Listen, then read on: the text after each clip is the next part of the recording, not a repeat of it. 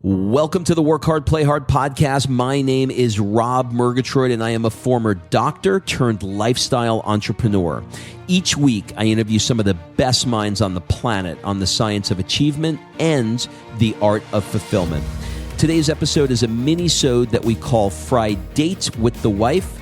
In these mini-sodes, my wife Kim and I deconstruct the strategies that we've developed over the last decade to not only grow personally, but to turn our struggles into lessons and create fulfillment in all areas of our lives.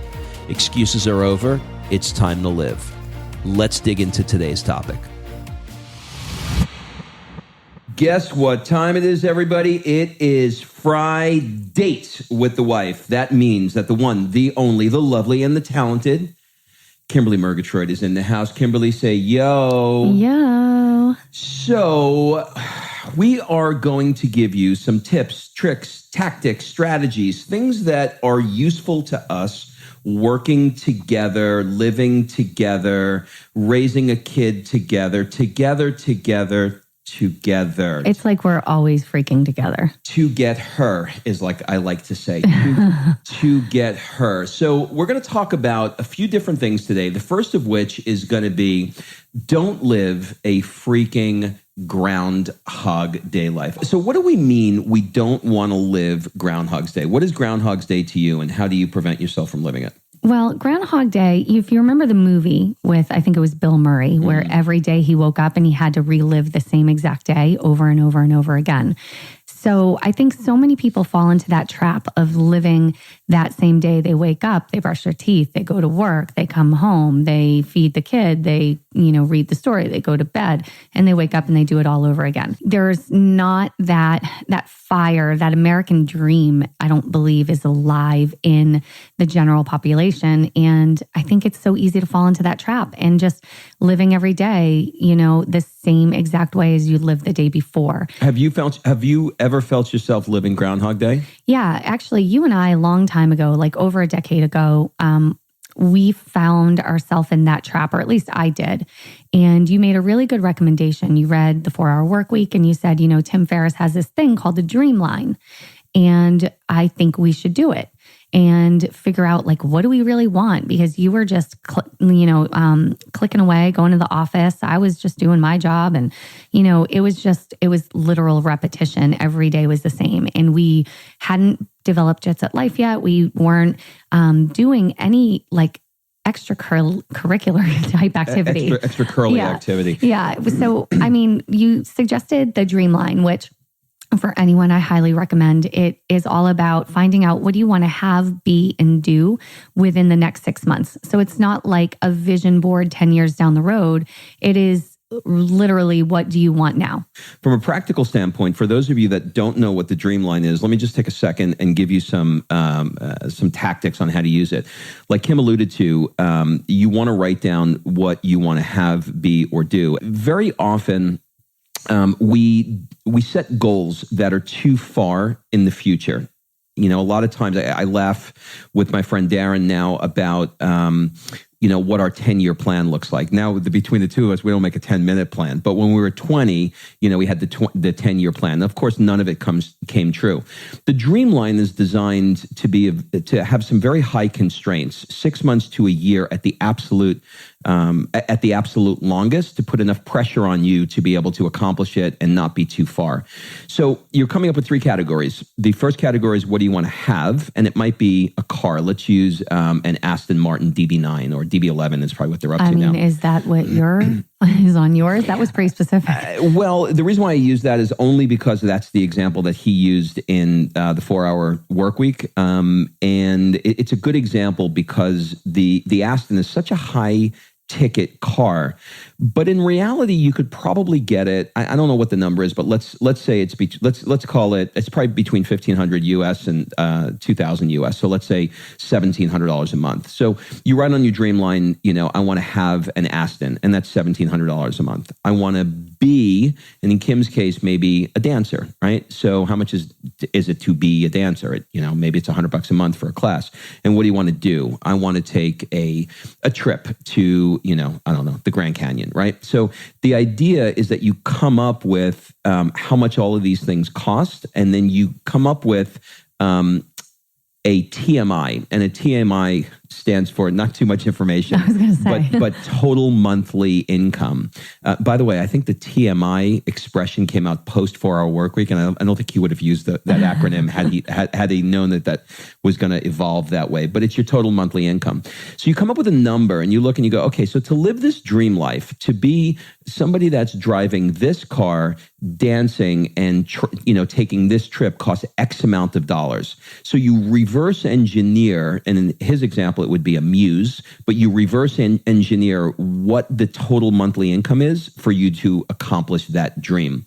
So circling back to Groundhog's Day, if you want to avoid Groundhog's Day, go to Dreamline.com. You can even Google Jet Set Life and Dreamline, and you'll come up with our blog and the PDF that we created that will, give you the tools that you need to create your own. So if you're finding yourself living in Groundhog's Day, I strongly recommend it. Yeah, just think about that. If every 6 months you sat down with a glass of wine with your spouse and you both did this, how different would the next 6 months be if you just took action?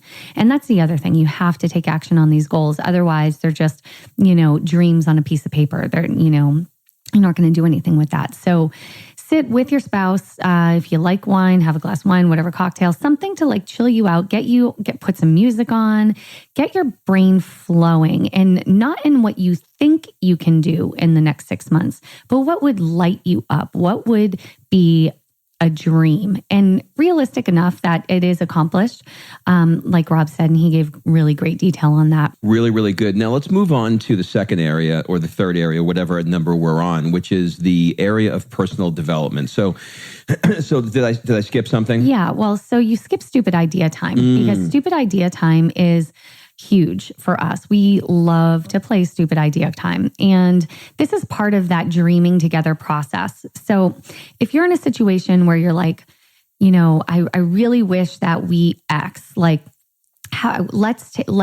do you want to travel to? We need more money for our family. I really want to get in shape. Whatever, the big thing that's riding on your heart right now, sit down and play stupid idea time. And I don't know why everything we do involves a glass of wine, but it does. So, I think it gives you a less of a barrier. Listen, it's been around since Jesus, okay? There's a reason. Very few things last thousands of years. Yeah. There's a reason. There's a reason. So, for example, a few years ago, Rob and I found ourselves in kind of a rut, I would say. We were struggling to know what our future was going to look like. We had a baby on the way, and we were just kind of, we were in a pit, you know what I mean? And everything seemed dark and our future didn't look so bright. And one night we sat down and we played stupid idea time. Actually, this was after I gave birth because there was one involved. So it definitely wasn't while I was pregnant. We played stupid idea time. We had some wine, a whiteboard, and stupid idea time is blue sky thinking. It is anything goes. Nothing you say is stupid. You can throw out any idea in the world. So Rob and I were like, what if we opened a foot massage parlor? Can you say parlor without it being creepy? Not really. No. You could be in 1800s though in the stagecoach. Yeah, there's that. We had real stupid ideas like opening up a coffee shop with dogs. It was like a joint venture doggy coffee shop. There was all kinds of things thrown out on the list. And what we really wanted to do was get out of our current brick and mortar business and into something that was more location independent, or at least allowed us to move to Southern California where we wanted to go, because we would have never, ever, ever made those decisions that truly impacted and changed our life without stupid idea time. Yeah, that came from it again. It doesn't sound like I have an original. Did this one come from Seinfeld? No. This one came from. What is the show Tia Leone's in? Madam Secretary. They were sitting in the room and they were like, we're really stuck. We're trying to come up with this problem and they can't figure it out. And then, one of the main characters looks over at Madam Secretary and she goes, stupid idea time? And she goes, go for it. And then she came up with an idea. She goes, oh, let's do it. So it was like it gave that boardroom freedom to be an ass, to say something that may be viewed by everybody else as stupid, but when you create the parameter of stupid idea time, nobody could call it stupid because you called it stupid first. Well, okay, so let's talk about personal development. I am constantly consuming personal development, and I am not constantly putting that personal development into action. Some of it I do, some of it I don't. And Kim finds it, I'll speak for you, Kim finds it a little bit frustrating that I learn something but don't take action on it. And is there anybody listening right now who falls into that category? My wife is really interesting. She is into personal development and does personal development, but not at the level that I do, but 10X's me in implementation.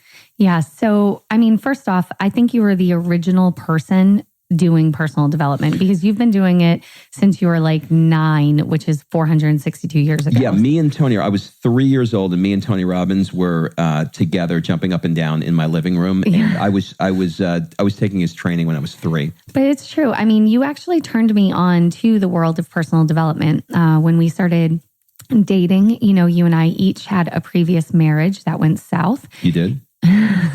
Oh, that was a different podcast. You know, and we knew we wanted to have a really strong foundation. And so in that, I mean, how great of a guy is that, by the way, ladies? He wanted to do relationship personal development prior to us getting married. Like, it was important to him. Here's the thing I want to say about relationships and personal development, though. You need to do it together. And it is really difficult to be one part of a 2-person team and you're the only one doing the development in yourself, because you're going to grow and the other person is going to stay kind of where they are. And as you learn different strategies and tools, and you have a toolkit, so to speak, from all of these different things that you've done, when you learn these things, you got to stick them in your toolkit and pull them out when they're needed. And then the second, like Rob said, is taking action. This man can consume information more and regurgitate more than any person I've ever met in my life. I just pray that it sticks, okay? I just keep bringing it in and I'm hoping something's going to stick. Yeah, well, it does. Some of it does stick for sure. I mean, even the Rob review part of your podcast is based around the fact that you're a massive consumer of information and you're really good at sharing it. You are less great at implementing it, but you're getting better. So I think the strategy that you got from, I believe, our friend Hayden Vavra was to choose 3 things to implement. So you go to a seminar and you take 9,000 pages of notes that you are never, ever, ever going to look at again. You take pictures of the slides that pop up that you are never, ever, ever going to look at in your phone again. Pick 3 things. And so what I've started doing at seminars, or even when I'm reading a book, I will take notes in a notebook.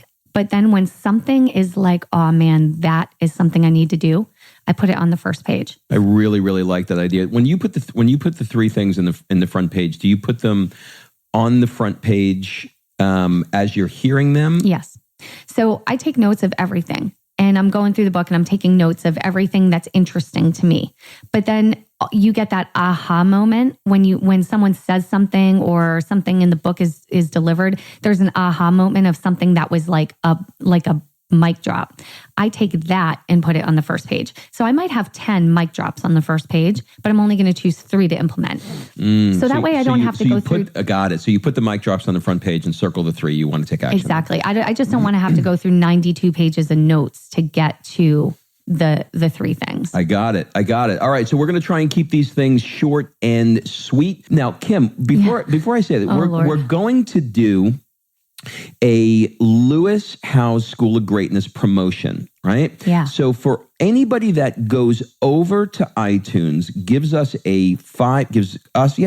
right? A 5-star review, you're going to go into the raffle to win a free ticket to the entire weekend at the School of Greatness. We're not going to kick you out on Saturday. You actually get to stay for the entire weekend. And we're going to have a special roped off section for those people that are into significance and want to feel really, really special. You're going to have or just want to have reserved seating so they don't have to fight the crowd. Yeah. So all you have to do is just go over there, and I think that's going to be. And you're pulling one ticket a week, right? I'm going to pull one ticket a week. One ticket a week. One Twicket, and it is in early October of 2018. All right, here we go. Remember to plug some play into your work hard day. Yeah, baby. Have a great day, everybody. All right, thanks for listening. If you love this episode and you know someone that needs some help in either stepping up their work hard game or their play hard game, it would mean the world to me if you shared this podcast with them to help me get this movement out there. So if you like what you heard, head on over to iTunes, take 30 seconds, and leave me a 5-star review, and I will be forever grateful. So until the next episode, excuses are over. It's time to live.